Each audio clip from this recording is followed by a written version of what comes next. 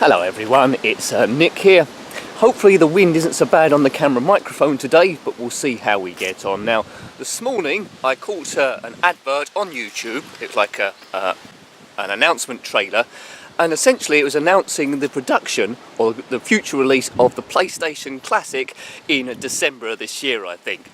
So it's like a miniature PlayStation, more or less an emulator, I suppose, in a box with some preloaded games for people to buy. Now, my first thoughts weren't brilliant, hooray. My first thoughts were, why? I still have quite a few PlayStation 1 games discs, as I suppose a lot of us do, and they are playable through the PlayStation 3. I haven't tried through the PS4, but I presume that's the same sort of thing. So why would I want to get a PlayStation Classic? It just doesn't seem to make any sense to me whatsoever.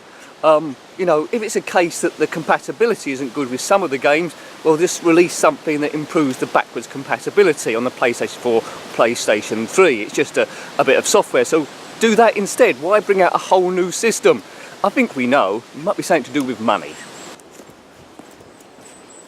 With retro gaming being so big, and obviously now to the makers of the games that it's going to stay big, it seems inevitable that any old console or computer system is going to get re-released in a smaller version with some preloaded software to make additional sales, and that's probably why Nintendo are removing their ROMs or ordering the removal of their ROMs from different sites, because suddenly everything old is profitable again. But the PlayStation Classic, I think it's going to be called, do have a look at that announcement trailer, is a bit of a puzzle to me, really.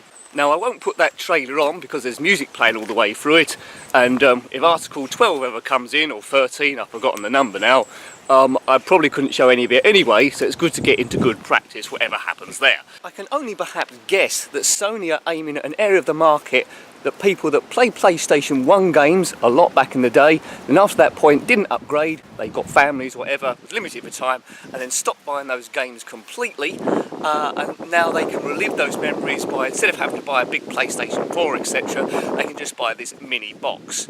Seems to make a bit more sense now. Will I be buying this thing? Well, not at all. It doesn't make too much sense to me to buy it owning the PS3 and the PS4. Oops, wind's picking up. Oh dear. Might have to put subtitles on if it gets anything worse.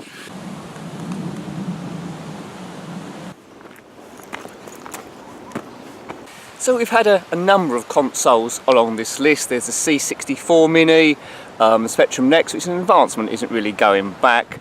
The SNES Mini, and it's going to go on and on and on and on, and now we're on the PlayStation Classic. Now, while I'm not interested in the PlayStation Classic at all, I'd be interested to see what the pricing is for this thing. I think someone said somewhere $100, I'm not sure if that's true or not. I would have been interested in a PS2 Mini, because my PlayStation 2 is broken, and that's not compatible on the PlayStation 4.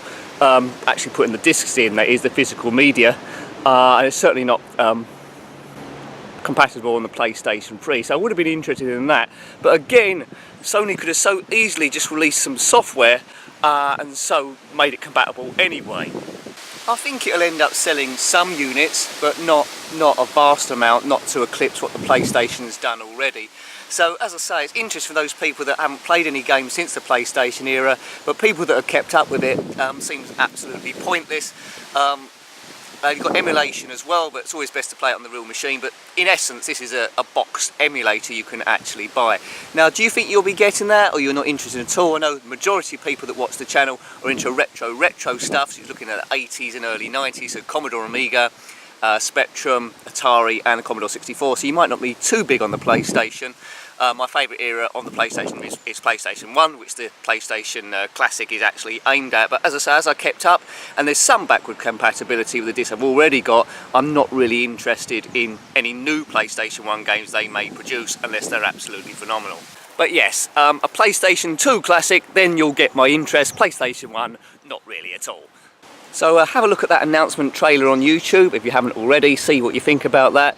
Will that tempt you? Do you think you actually buy that, or buy, like me, do you think you're maybe a little bit nonplussed and it's just another one in a long line of retro recreations to try and get people's money? Well, they're all like that really, isn't it? It's all about fun and memories and that sort of thing. So yeah, I definitely won't be getting one, I don't think, but interesting to see. And yeah, there was a degree of inevitability about it, and I'll be very surprised the PlayStation 2 version doesn't come out at some point. So better get back to base.